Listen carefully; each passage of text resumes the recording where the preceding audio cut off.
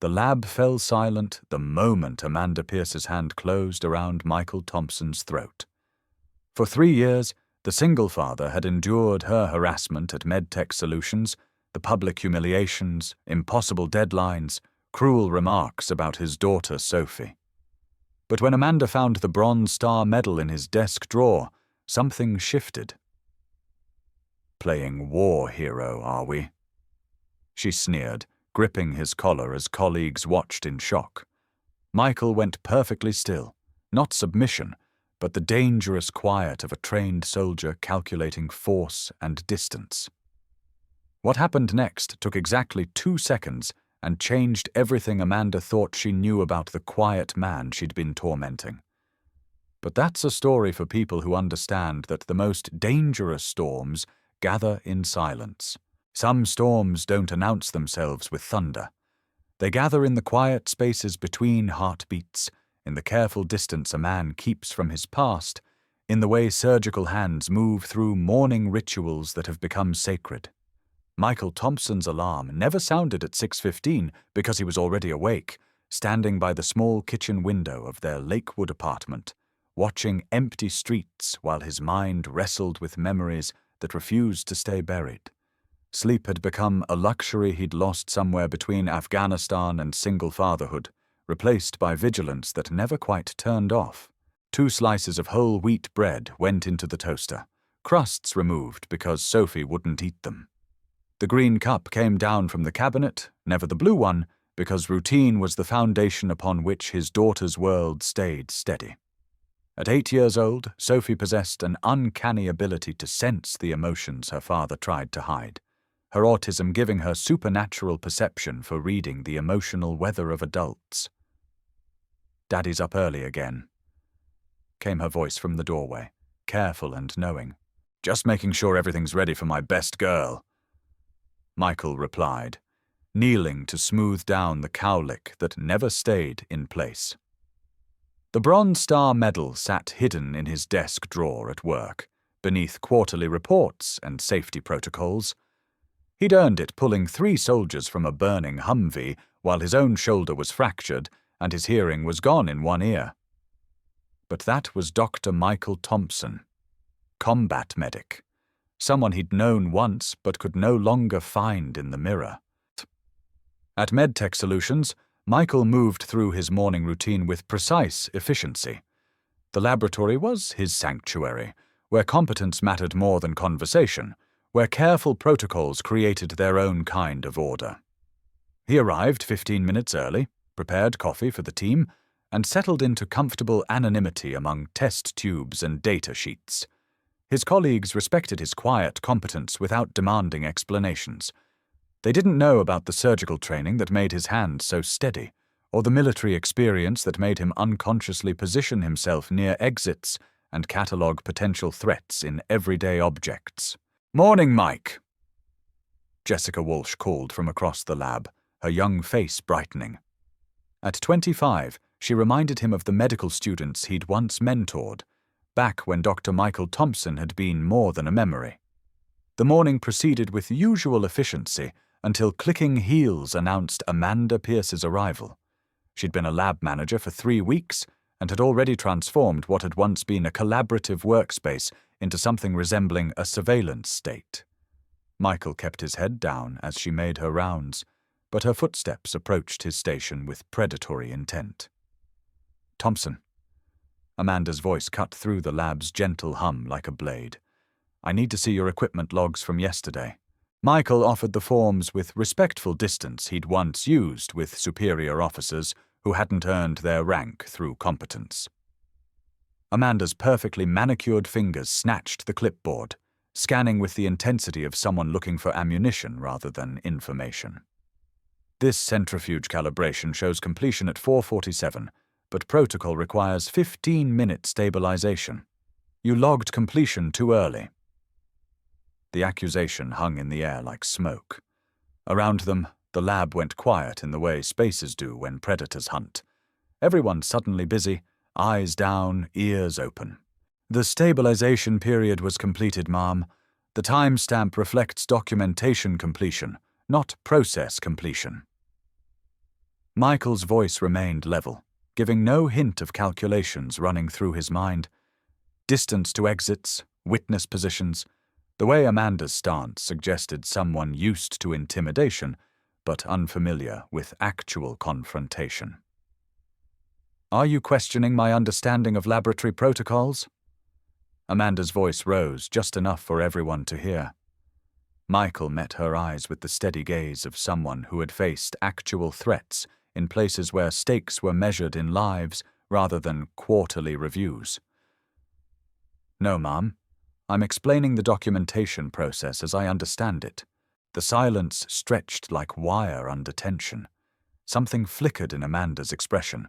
Uncertainty, perhaps, or recognition that she was dealing with something more complex than usual workplace dynamics. But the moment passed, replaced by cold calculation of someone who had built a career on establishing dominance through systematic destruction. "In the future, Thompson, I expect clearer documentation. Ambiguity suggests either incompetence or insubordination, and I have no tolerance for either." She turned to go, then paused. "Oh, and the next time you question my understanding, make sure you're prepared to back up your position with something more substantial than excuses."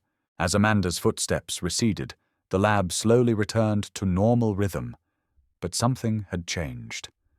Michael returned to his work, but in the back of his mind, a part that had never quite left the battlefield recognized incoming artillery. The war had found him again, dressed in corporate clothes and carrying a clipboard. 3 weeks into Amanda's systematic campaign, Michael's carefully constructed life began cracking under sustained assault.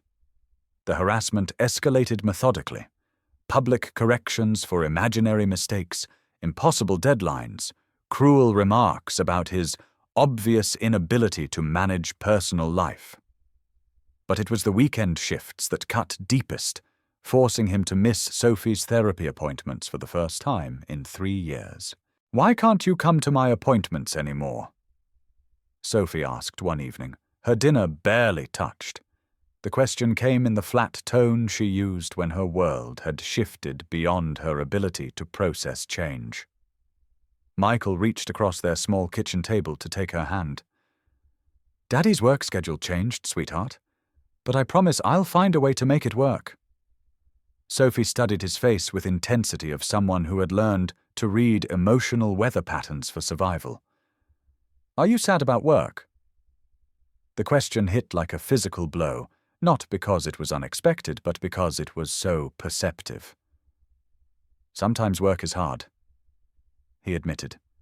"But you know what makes it better, coming home to you every day." Sophie smiled then, the first genuine expression he'd seen from her in days. But as he tucked her into bed that night, Michael felt familiar, stirring of something he'd hoped never to feel again, the cold, calculating rage of a soldier preparing for war. The harassment escalated systematically over following weeks. Amanda found fault with every aspect of Michael's work, manufacturing crises and documenting each invented infraction with meticulous attention. She reassigned him to menial tasks, stripping away responsibilities that had given his work meaning. But the personal attacks cut deepest. Casual references to his inability to manage personal life. Knowing looks when he left precisely at closing time. The way she turned his dedication to Sophie into evidence of professional inadequacy. "Ozzy, single fathers face unique challenges maintaining professional commitment," she said during one brutal performance review, words carefully chosen to sound sympathetic while delivering maximum damage. "Perhaps you should consider whether your circumstances allow you to give this position the attention it deserves." Michael sat across from her, hands clasped to hide their trembling, not from fear, but from enormous effort required to maintain control. The bronze star felt heavy in his desk drawer, reminder of the man once trusted with life and death decisions under enemy fire. The breaking point came on a Friday afternoon when Amanda decided to conduct surprise inspection during the monthly safety meeting. 20 people gathered in the main workspace as she moved through his station like a detective at a crime scene. "Thompson, your chemical inventory shows a discrepancy," she announced loudly. "You documented using 47 milliliters, but 50 were checked out to your station." The 3 milliliter difference was waste product from initial calibration. It's documented in my process notes, section 4, subsection B. "Your process notes are incomplete. Industry standard requires waste documentation in the primary log, not buried in subsections." "That's not accurate," Michael said quietly, his voice carrying just enough edge to make colleagues look up. "The protocol manual clearly states waste documentation can be recorded in either location, provided it's cross-referenced appropriately." The lab fell silent. In 3 weeks of systematic harassment, no one had seen Michael directly contradict Amanda's assertions. "Are you telling me I don't know my own laboratory's protocols?" Michael met her eyes with steady gaze of someone who had faced down actual authority figures where stakes were measured in lives. "I'm telling you what the protocol manual says." Amanda's smile was cold enough to freeze fluorescent lighting. "Since you're so confident in your understanding, perhaps you'd be interested in reviewing them more thoroughly. I'll be conducting comprehensive audit of your work over the past month. Every procedure, every decision will be examined in detail." Michael's hands went very still, the kind of stillness that preceded either surrender or violence. Something flickered behind his eyes, shadow of the man who had once made split-second decisions under enemy fire. The weekend brought no relief. Sophie sensed the change in him with supernatural perception, moving through their apartment with careful steps, afraid too much noise might shatter whatever fragile control kept her father functional. "Daddy, are you going to be okay?" she asked Saturday morning. "I'm always okay when I'm with you, sweetheart," he said, settling beside her and smoothing the cowlick. "Are you worried about something?" "You feel different, like when you have the dreams, but you're awake." The accuracy of her observation tightened his chest. "Sometimes grown-ups have to deal with difficult people, but nothing is more important than making sure you're safe and happy." Sophie nodded, then pulled out a drawing from her backpack. A man in a lab coat, standing next to a smaller figure, both rendered in bright, bold colors. "I made this for you. It's you and me at your work. I thought maybe if you had it with you, the difficult people might be nicer." Michael stared at the drawing, throat tightening with emotions he couldn't name. "This is beautiful, baby girl. I'll keep it with me always." Monday morning, Michael placed Sophie's drawing in his desk drawer next to the Bronze Star Medal, 2 talismans representing different men he had been and was trying to become. The lab felt charged with undercurrent of tension. Amanda moved through the space with predatory confidence, eyes bright with anticipation as she surveyed her domain. "Good morning, team," she announced during daily briefing, voice carrying false cheer. "We have exciting changes coming. I'll be implementing enhanced oversight protocols for all senior technicians." Her gaze found Michael across the room. "These new protocols will require more detailed documentation, frequent performance reviews, and closer supervision. I'm confident this increased attention will help us identify any inconsistencies in our current processes." The new protocols began immediately. Every procedure Michael performed was subject to real-time oversight, with Amanda appearing at his shoulder to question decisions that had been routine for 3 years. "Thompson, this calibration sequence shows 30-second deviation from optimal timing," Amanda announced one afternoon, voice loud enough for everyone to hear.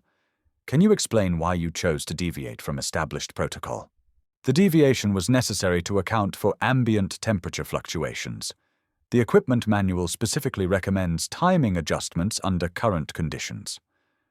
"And you felt qualified to make that determination without consulting supervision?" Michael understood the game. Every response would be used as evidence against him. Every justified decision reframed as insubordination. "I followed established protocol as documented in the equipment manual. In the future, I'd prefer all deviations be cleared through me first. We can't have technicians making independent decisions that might compromise results. The harassment reached new sophistication over following days. Amanda scheduled mandatory overtime during Sophie's therapy appointments, then expressed concern about Michael's inability to prioritize professional obligations. Every interaction was crafted to maximize humiliation while maintaining facade of managerial oversight. Single parents face unique challenges in maintaining career momentum, she said during particularly vicious performance review, words chosen with surgical precision. Perhaps we should discuss whether your current role is the best fit for your circumstances. The breaking point approached like distant thunder, inevitable and terrible in its promise of destruction. Michael could feel it building in the careful stillness of his hands, in shallow, controlled breathing, in military bearing that straightened his spine with each assault. Sophie's drawing remained in his desk drawer next to the Bronze Star medal. 2 pieces of identity Amanda Pierce was about to discover represented far more than she could understand. The day of reckoning arrived on Friday afternoon with deceptive calm that often preceded violent storms. The lab was busy with monthly safety meeting drawing staff from multiple departments. Nearly 20 people gathered around Amanda Pierce, who stood at center of attention like a general addressing troops. "Before we begin today's safety briefing," Amanda announced, voice carrying artificial brightness everyone had learned to associate with incoming cruelty, "I'd like to address some concerns regarding documentation protocols." Michael worked quietly at his station, making final adjustments to complex analysis. His movements were economical and precise, each action flowing with efficiency that came from years of high-pressure practice. "As you know, proper documentation is the foundation of everything we do," Amanda continued, moving through gathered staff with predatory grace. "When procedures aren't followed exactly, when shortcuts are taken, when personnel decide rules don't apply to them, the integrity of our entire operation is compromised." Her path brought her inexorably toward Michael's workstation. He felt familiar, tightening in shoulders that came with incoming fire. The Bronze Star seemed to pulse in his drawer like a heartbeat. "Which brings me to a situation requiring immediate attention," Amanda said, stopping beside Michael's chair. "Mr. Thompson, would you mind joining us?" Michael looked up, meeting her eyes with steady gaze of someone who had faced actual authority figures where stakes were measured in lives. "Of course," he said quietly, setting down instruments with careful precision. "Thank you. Now, as I was saying, documentation protocols exist for a reason.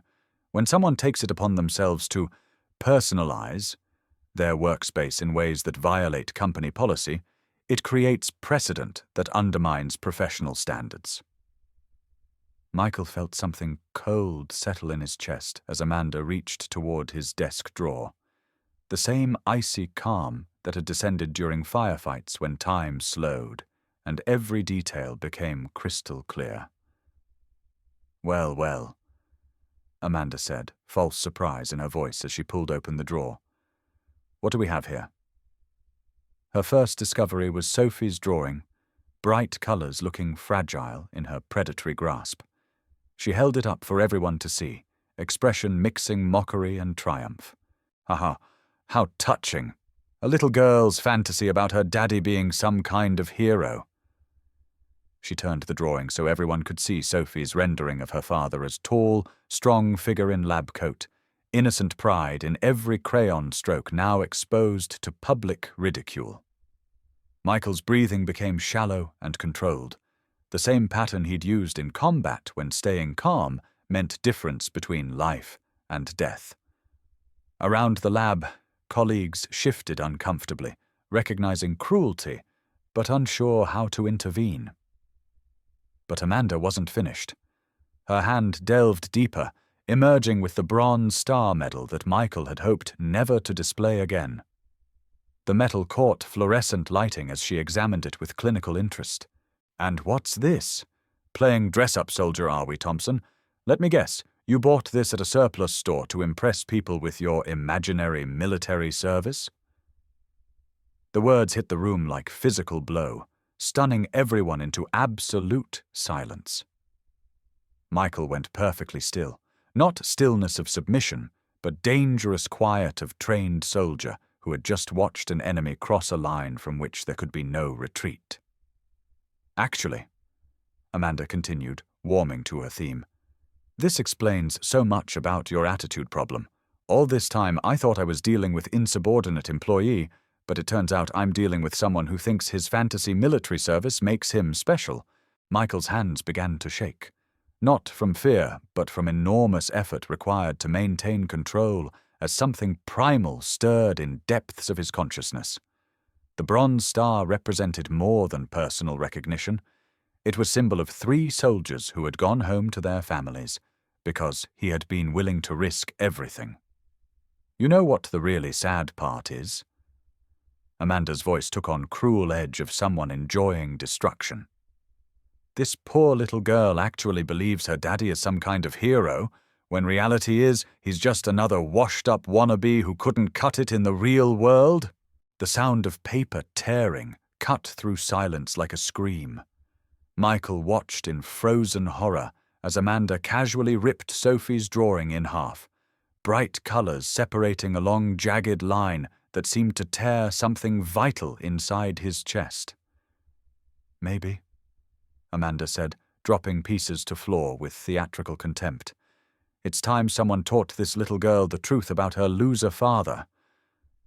The last shred of Michael's control snapped like overstressed cable. That's enough.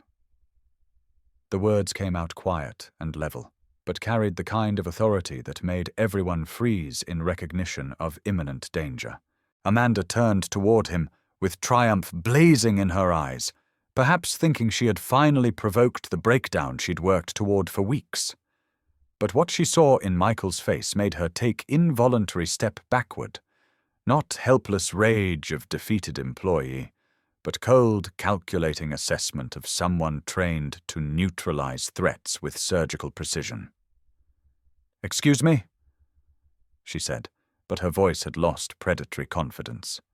Michael rose from his chair with fluid economy of motion, movements carrying unconscious grace of someone trained to function under extreme pressure. The change in his bearing was subtle, but unmistakable. Shoulders back, spine straight, eyes focused with intensity that came from years of life and death decisions. "I said that's enough." His voice remained quiet, but carried unmistakable authority of someone who had commanded respect in situations where failure meant people died.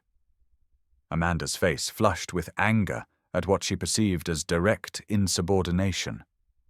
"How dare you speak to me that way? You're nothing but a pathetic has-been who can't even—" Her words cut off as her hand shot out to grab Michael's collar, fingers closing around fabric with aggressive confidence from 3 weeks of unopposed psychological warfare. "You're finished here, Thompson. I'm going to destroy you so completely that no one will ever hire you again." The moment her hand made contact, everything changed. Michael's body went completely still for exactly 1 heartbeat, the kind of stillness that preceded either surrender or violence. Then his training took over, muscle memory executing movements he'd hoped never to use again. His right hand moved with surgical precision, closing over Amanda's wrist in a grip that immediately communicated difference between civilian strength and military conditioning. "Remove your hand," he said quietly, voice carrying calm authority he'd once used to give orders under mortar fire. Amanda's eyes widened as she felt controlled power in his grip, the way her wrist was immobilized without visible effort. For the first time in 3 weeks, she was experiencing helplessness. "Let go of me!" she hissed, trying to pull away and discovering she might as well have been trying to move a mountain. "Remove your hand," Michael repeated, each word precise and deliberate. Around them, the lab had gone dead silent, 20 pairs of eyes fixed on confrontation with horrified fascination. Amanda's free hand came up in what might have been intended as a slap, but Michael's left hand intercepted it with effortless efficiency, catching her wrist in matching grip. For a moment they stood frozen, Amanda trapped by her own aggression, Michael demonstrating restraint that spoke of training far beyond anything a laboratory technician should possess. "That's fascinating," came a new voice from the doorway. Dr. James Rodriguez, the facility's research director, stood in the entrance with expression of someone who had just solved a puzzle that had been bothering him for months. Everyone turned toward the newcomer, but Michael's grip never wavered, attention remaining focused on Amanda with single-minded intensity of someone who had learned never to take eyes off a threat until it was neutralized. "Dr. Rodriguez," Amanda managed, voice strained. "This man just assaulted me. I want him arrested immediately." Dr. Rodriguez walked slowly into the lab, eyes never leaving Michael's face. There was something in his expression, recognition, perhaps, or careful assessment of someone encountering old acquaintance in unexpected circumstances. "Assaulted you?" Dr. Rodriguez repeated, tone suggesting genuine curiosity. "From where I'm standing, it looks like you grabbed him first, and he's simply restraining you from continuing." He paused, studying Michael with intensity of someone confirming long-held suspicion. "Tell me, Ms. Pierce, do you know who you just put your hands on?" Amanda's face went through several color changes as she processed implications. "I don't care who he thinks he is. He's just a laboratory technician, and he committed assault on a superior." Dr. Rodriguez's smile was sharp enough to cut glass. "Actually, Ms. Pierce, you just assaulted Dr. Michael Thompson, former combat medic with the Army's 75th Ranger Regiment, recipient of the Bronze Star Medal for Valor Under Fire, and the man who performed emergency surgery on my nephew while under enemy attack in Kandahar province." The words hit like physical shock wave. Around the lab, people who had worked alongside Michael for 3 years suddenly saw him with completely different eyes. Not quiet, unassuming technician, but decorated combat veteran whose silence had hidden depths they'd never suspected. "That's impossible," Amanda said, face pale. "He never said anything about military service. Dr. Thompson has a peculiar habit of not discussing his past." Dr. Rodriguez replied, voice carrying warmth that suggested genuine respect. "Probably because he's spent 3 years trying to build quiet life for himself and his daughter, away from attention that comes with being genuine war hero." Michael's grip remained steady, but something had shifted in his expression. Not weakness, but exhausted recognition that his carefully constructed anonymity had just been shattered beyond repair. "Let me tell you about Dr. Thompson," Dr. Rodriguez continued, voice carrying authority of someone who had earned right to speak with absolute certainty. 3 years ago in Afghanistan, an IED disabled his unit's convoy, while wounded himself, fractured shoulder blade, perforated eardrum, severe lacerations. He crawled into burning Humvee to extract 3 trapped soldiers. The lab had become cathedral of silence, everyone straining to hear details that recontextualized everything they thought they knew. But that's not the impressive part. The impressive part is that one soldier had severed artery, and Dr. Thompson performed emergency surgery using field kit while vehicle was still burning around them, under enemy fire, with one functional arm. Amanda struggled to free herself, but her movements had lost aggressive confidence. "I don't care what he did overseas. That doesn't give him the right to—" "You're absolutely correct," Michael said quietly, voice cutting through her protests with surgical precision. "My past doesn't give me special rights, but it does give me perspective on what real authority looks like and what actual threats feel like." He released her wrists with same controlled precision he'd used to restrain them, stepping back just far enough to create space while maintaining readiness for renewed aggression. "You've spent 3 weeks trying to destroy my career, attacking my competence, questioning my character, and threatening my ability to provide for my daughter. But today you made a mistake. Today you attacked the memory of my wife, and you destroyed something my daughter made because she wanted to help her daddy feel better at work." Amanda rubbed her wrists, expression cycling through anger, embarrassment, and something that might have been fear, as she began to understand magnitude of her miscalculation. "I've spent 3 years being exactly what you see. Quiet, competent technician who does his job and goes home to his family," Michael said, voice carrying weight of absolute conviction. "I chose this life because I wanted something peaceful for Sophie, something stable where she could feel safe." He gestured toward torn pieces of drawing scattered on floor, jaw tightening with controlled emotion. "But you decided that wasn't enough. You decided to turn my workplace into battlefield, to use my love for my daughter as weapon against me." The silence stretched like live wire, charged with potential for violence everyone could feel, but no one quite understood. Michael's bearing had completed its transformation. No longer quiet lab technician, but decorated combat veteran whose silence had been mistaken for weakness. "I want you to understand something," he said, voice dropping to barely above whisper, but carrying clearly through absolute quiet. "I've protected my brothers in arms with my life. I've held dying soldiers and fought to save them when there was no hope left. I've seen what real evil looks like, and I've faced it down without flinching." He took single step closer to Amanda, not threatening but positioning himself with unconscious precision of someone who understood geometry of confrontation. "Today, you crossed a line that has nothing to do with corporate policy. Today, you attacked my family. And I want you to understand, with absolute clarity, that there is no force on earth more dangerous than a father protecting his child." Amanda opened her mouth to respond, but no sound came. Something in Michael's eyes, not anger, but cold, implacable determination, had finally communicated reality of her situation.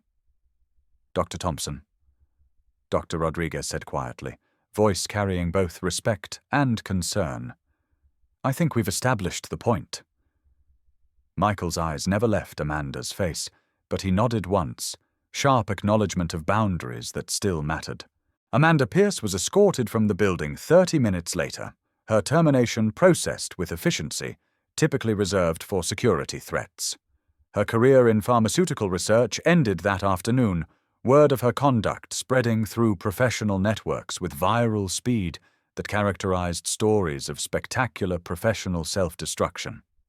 Michael stood at his workstation, carefully collecting torn pieces of Sophie's drawing with hands that were finally steady again. The Bronze Star medal lay on his desk in full view for the first time in 3 years, metal surface reflecting fluorescent lighting like beacon that could no longer be hidden. The transformation was complete, not just in how others saw him, but in how he saw himself. The quiet lab technician who had tried to disappear into anonymity was gone, replaced by decorated combat veteran who had been hiding beneath layers of carefully constructed normalcy. As he placed torn pieces of Sophie's drawing in his pocket, Michael felt weight of recognition settling around his shoulders like armor he'd hoped never to wear again. The war had found him, even in sterile corridors of research laboratory, and he had emerged victorious but forever changed. 6 months later, MedTech Solutions had settled into new rhythm that felt both familiar and fundamentally transformed. Michael's promotion to senior research coordinator had come with unexpected benefits beyond obvious salary increase. The enhanced schedule flexibility allowed him to attend every one of Sophie's therapy appointments, to be present for small victories and gentle setbacks. More importantly, the respect of his colleagues had evolved from careful deference typically shown to war heroes into something more valuable, genuine appreciation of people who worked beside him every day and understood that his competence came from present dedication to excellence. "Dr. Thompson!" Jessica Walsh approached his office carrying tablet loaded with data from their latest research initiative. The preliminary results from the vaccine efficacy study are remarkable. Michael looked up from budget projections, reading glasses catching afternoon light streaming through his window. The view gave him clear sight line to parking lot where Sophie would emerge from after-school program in exactly 47 minutes. "Show me what you've found," he said, gesturing for Jessica to take the chair across from his desk. As Jessica walked him through data, Michael felt familiar satisfaction that came from work that mattered beyond quarterly reports. The vaccine they were developing could potentially prevent strain of pneumonia that killed thousands of children annually. The kind of mission that gave meaning to long hours and meticulous documentation. The efficacy rates are holding steady at 94% across all test populations, Jessica explained, excitement barely contained. If these results hold through final trials, we could be looking at FDA approval within 18 months. Michael studied numbers with critical eye of someone who had learned not to trust initial optimism until verified through rigorous testing. But even his natural caution couldn't diminish significance of what they were seeing. Results that suggested their work might save lives on scale that rivaled anything he'd accomplished as combat medic. "This is excellent work, Jess. Let's schedule presentation for Dr. Rodriguez next week." That evening, as they settled into familiar routine of homework and dinner, Sophie surprised him with new drawing she'd completed during art class. This one showed man in lab coat standing beside microscope, but unlike her previous artwork, this figure stood tall and confident, surrounded by children looking through scientific instruments with expressions of wonder. "It's you teaching my class," she explained as Michael studied careful details. "I wanted to show how you help people learn important things." Michael placed the drawing on refrigerator next to her other artwork, but this one felt different. Not just child's interpretation of father's work, but reflection of someone who had begun to understand that heroism came in many forms, all valuable, all worthy of respect. The Bronze Star Medal caught kitchen light as he moved through evening routine, no longer source of complicated shame, but reminder that qualities that had made him effective under fire, precision, courage, dedication to protecting others, were same qualities that made him effective in laboratory and as father. The future stretched ahead with possibility rather than anxiety, and for the first time since Rachel's death, Michael felt ready to meet it with open hands instead of closed fists, secure in knowledge that Sophie would grow up understanding that strength and intelligence weren't opposing forces but complementary aspects of same commitment to making world better. The storm that had seemed so destructive had cleared air for something better, something more honest, something worthy of little girl who looked at him with absolute trust and saw not broken veteran hiding from his past, but hero who had simply found new way to serve.